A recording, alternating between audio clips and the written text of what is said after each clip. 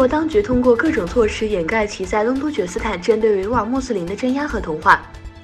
中国当局先后邀请来自埃及等国家的代表团访问东突厥斯坦，以此试图改变外界对东突厥斯坦局势的看法。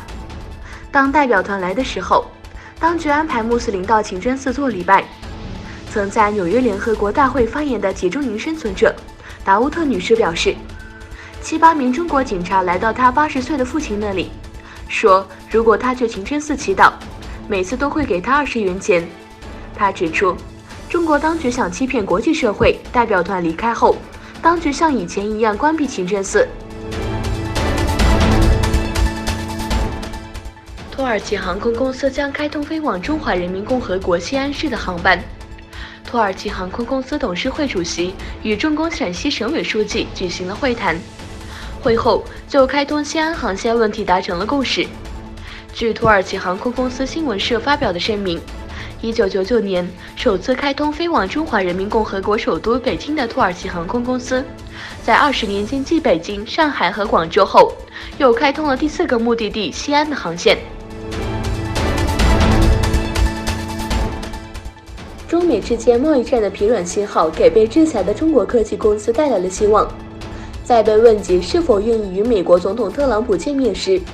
华为 CEO 任正非回答说：“当然愿意。”接着，任正非还表示：“特朗普有大飞机，可以随时飞到这来。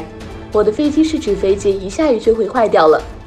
美国与中国的贸易逆差从2016年的3470亿美元增加到2017年的3750亿美元和去年的4200亿美元。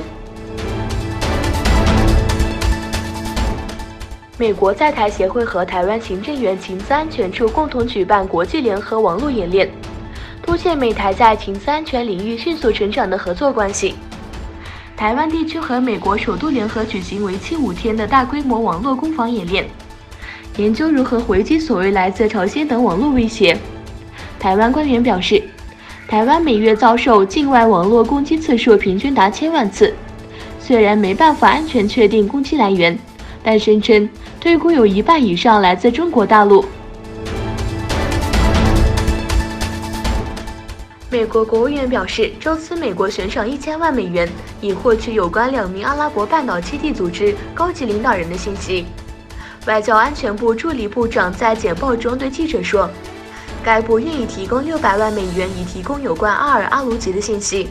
并悬赏400万美元征集有关伊布拉辛、阿尔库西的信息。这2人被添加到美国国务院的正义奖赏计划中。